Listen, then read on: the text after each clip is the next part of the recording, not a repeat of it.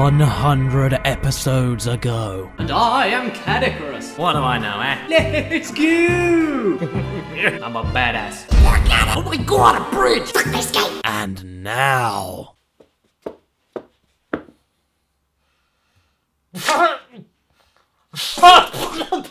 Yeah, we're now on episode 101. Here's Ape Escape. You... fucks.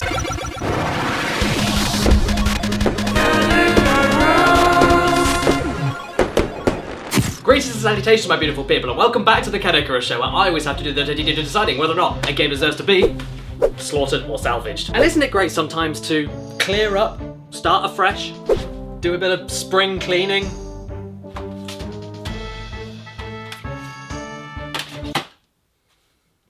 Okay, I'm done. No, you're not! Ah! What are you? You know, you insolent shit! Okay, there's no reason to be so rude. You call that cleaning?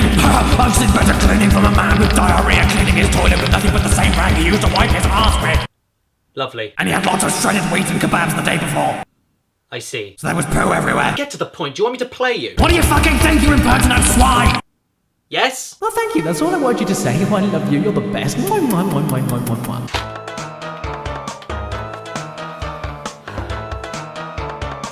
So yeah, back on point, I decided to do a bit of cleaning on my channel recently, and I not only decided to shelve a classic show that I've been doing pretty much since the beginning of me doing game-related videos, and also start another show in its replacement, but I also took all of my top 10 videos that I've done recently and compiled them all into the Caddicarus show playlist, because they're pretty much Caddicarus shows, just not about particular specific games. And the only two videos out of all of them that I didn't include in the playlist were my E3 2014 most anticipated games videos. It was a top 20 split in two parts, and to be completely honest, I just find them dated, uninformative and pointless now that it's 2017. So, bearing all of that together, compiling all the top 10s and the Caddicarus shows together, how many have I done? 100! How lucky is that? It's fucking crazy. And what better way to start off episode 101 with an inception of a potential other 100 Caddicarus videos than by talking about this game. This fucking game that starts off with this kick-ass intro and it has a song that goes like this.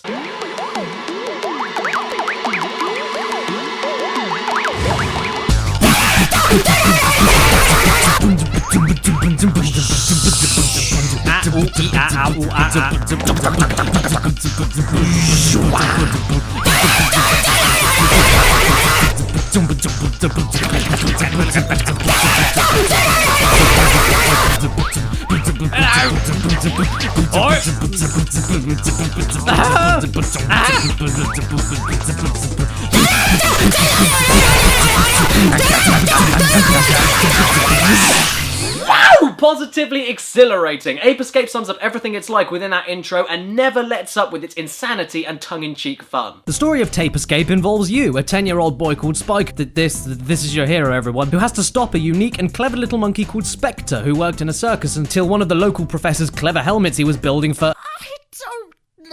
accidentally gets into his hands, leading him to put it on and turn into an evil, raging, hyper-intelligent monkey ready to command all the other monkeys in the circus, create an army of them that will try to kill anything on sight, spread them around all over time and space once they discover the professor's time machine he was working on because, of course, and ultimately rewrite history and take over the world. It's never easy with these guys, is it? Why can't their evil end goal be to hold someone at ransom and force them to do their weekly shopping for a year? Either way, it's confirmed. Ape Escape is canon to the Planet of the Apes mythos. It's a prequel. Watch Rise of the Planet of the Apes again and pay attention to James Franco. Oh, well, look at that, see? How could you not see that before? And obviously, it's really dumb, but it rolls with it. Wait, I'm not gonna let you go. Unfortunately, this is not the time for me to entertain you, but we will settle this someday. Only if you can play with him and win. It's never serious, and as the game goes on and the time periods get crazier and harder, it embraces its silly script and premise right until the end to make it feel like a personified Saturday morning cartoon, complete with memorable if bland characters and a true bastarding villain that you're constantly taunted by. Look at how he lounges in his chair with his legs crossed and that nasty British accent. Hi, Spike. How are you? Weren't you expecting to see me? He even kidnaps your best friend Buzz and brainwashes him to fight against you in some extremely fun and challenging platforming circuits, and Buzz himself doesn't make them too easy for you, which makes these parts really heart-pounding. At the end of it all though, you aren't gonna let a monkey win, are you?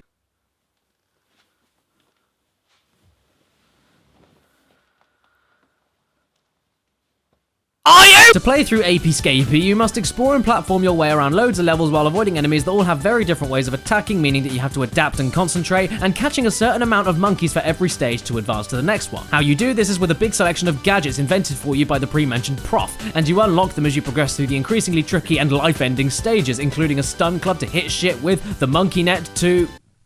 I don't know what it does. The water net that allows you to swim and shoot nets towards escaping monkeys, a slingshot with explosive and homing ammo to hit enemies, monkeys, and switches from a distance, a dash hoop that allows you to run exceedingly fast and attack things for a few seconds, a sky flyer to give you temporary airborne abilities, an RC car to use for tiny gaps and distant puzzle solving, the hidden magic punch to destroy everything explosions cannot, and the monkey radar. Not a gadget that I use a lot personally, but probably my favorite from charm alone, since it not only directs you towards monkeys that you can't find, but if the signal's good, you can actually get a live feed of them to see their name, a brief cute description, all of the temperaments and stats of them, and the surrounding environment, and therefore how you should safely approach that monkey when you get to go and catch it. The gadgets are equipable 4 at a time mapped to the PS1 face buttons and can be swapped instantly whenever you need them, and when you have the right collection of gadgets on the face buttons ready to switch around with, you can get away with some badass looking monkey catching in the slickest, easiest, and most reaction rewarding gameplay on the PS1. Once you get the gadgets, you can of course revisit any area you choose to collect the remaining monkeys and find all the secrets, all with the added ability to speed through and access shortcuts in the stage that you couldn't before with those same gadgets. Oh yes, and let's not forget the fucking coolest thing about Ape Escape. The thing that makes it stand out and be one of the most unique, smart, charming, and satisfying 3D platformers, not just on PS1 but ever,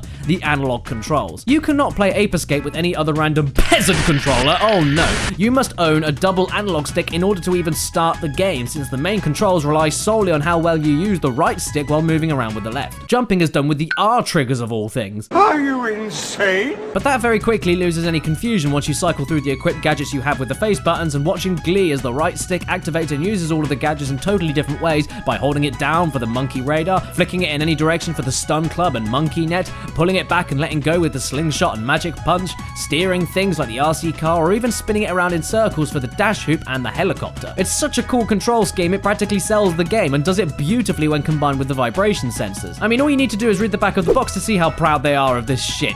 The first game designed solely for use with the analog controller, brackets, Ape Escape takes you on a crazy adventure through time and space to stop monkeys from taking over the world. Features listed include box standard stuff, you know, over 20 levels, bonus minigames, individual monkey personalities, trading rooms, lots of gadgets, and yeah, again, analog controller.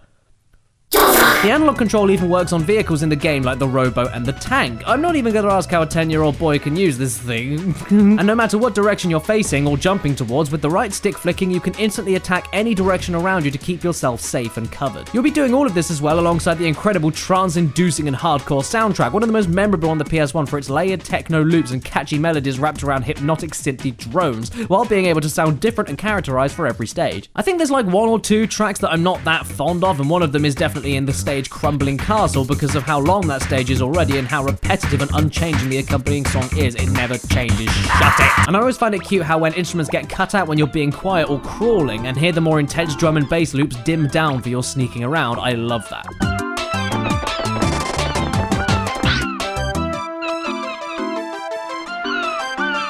It's just so damn good. It just makes me want to sing out songs of joy to the heavens. Gaudete, Christus es natus, ex Maria Virgine Gaudete. The game can get hard as it goes on too. I never got overstocked with lives, and every health cookie I found gave me a genuinely nice relieving sensation. It also made fighting enemies more beneficial than just ignoring them, since they could drop tons of health in one go, or more vitally, powerful ammo for your slingshot. And these shiny gold space nachos give you a new life, which you will certainly need for every 100 that you pick up. I mean, look at how close to death some of these encounters with monkeys can get with little health. Oh, no.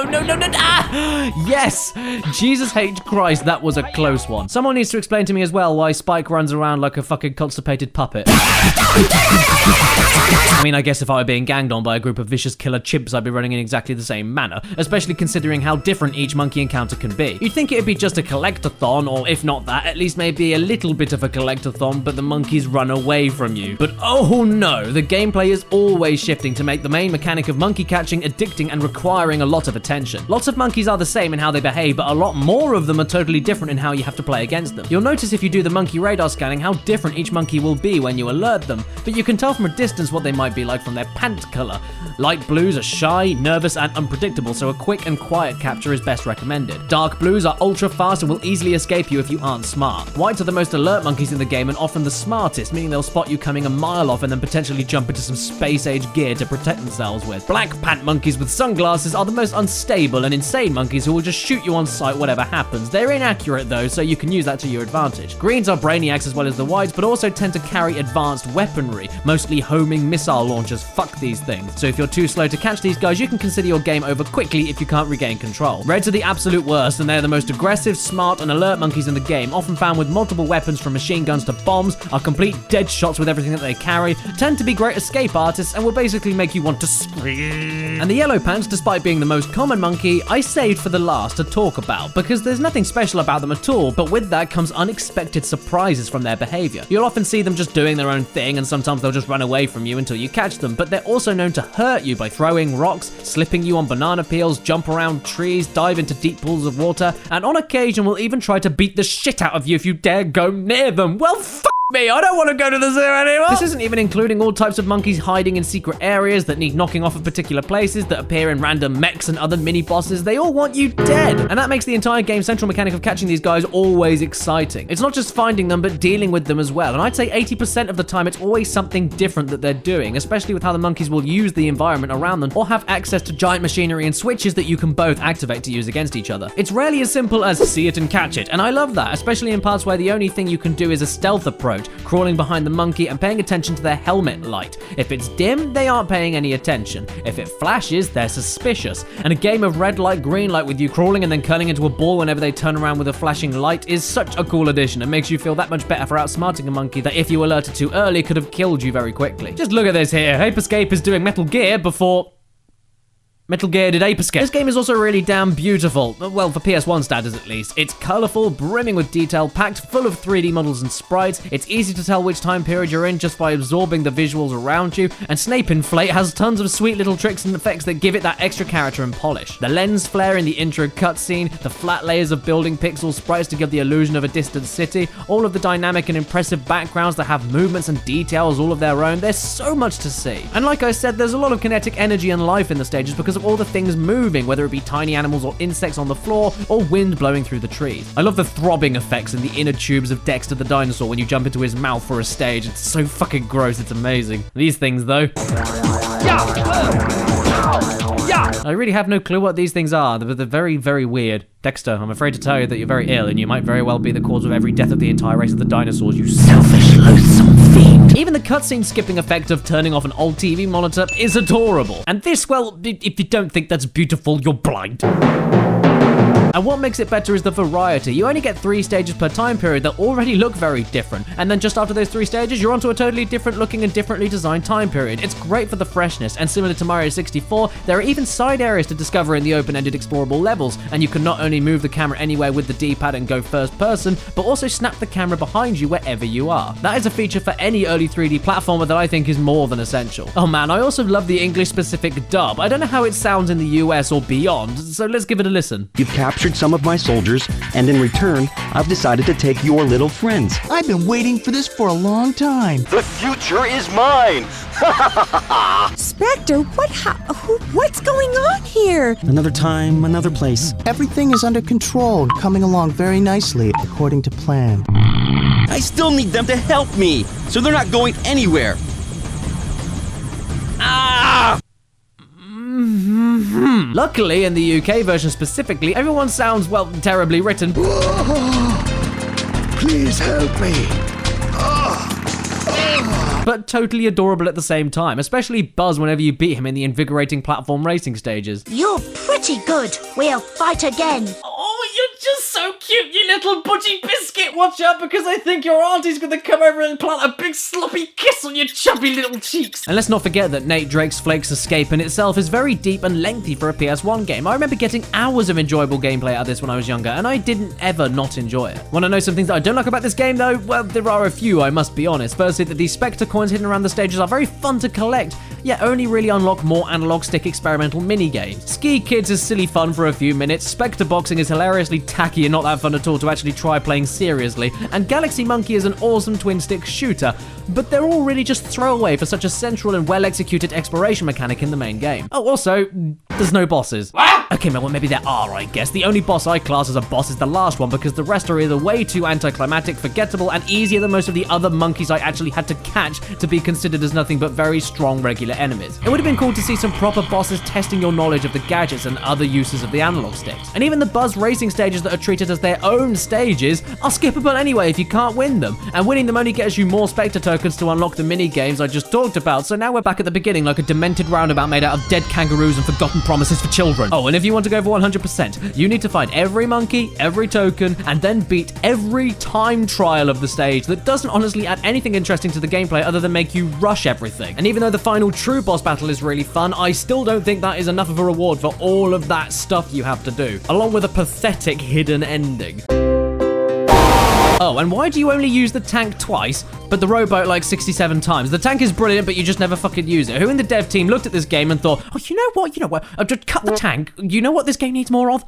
Boats! Splishy, splashy, splishy, splashy, splishy. You know what though? This is episode 101. That was certainly a shock for me after I rearranged all of my playlists and decided what was official, and it's probably a shock for you because it probably looks like I'm losing my fucking mind. But no, as far as I'm concerned, this is indeed the 100 episode anniversary to this show's inception. And what better game could we have talked about to commemorate that? Yeah, it has one or two problems, but take them away and it's just far too fantastic and holds up way too well today to give it anything other than the honour of being one of my favourite PS1 games ever made. This doesn't just get the salvage, it actually gets a love letter straight from the bottom of my soul towards the developers of this game for how wonderful of a channel milestone that Ape Escape made. I hold this letter in my hand, a plea, a petition, a kind of prayer. I hope it does as I have planned. Losing Ape Escape is more than I can bear. Love letter, do-do-do-do-do-do-do-do. Go play the game, play the game.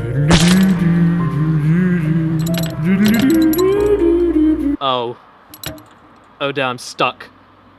I'm stuck with love. Hello? Help?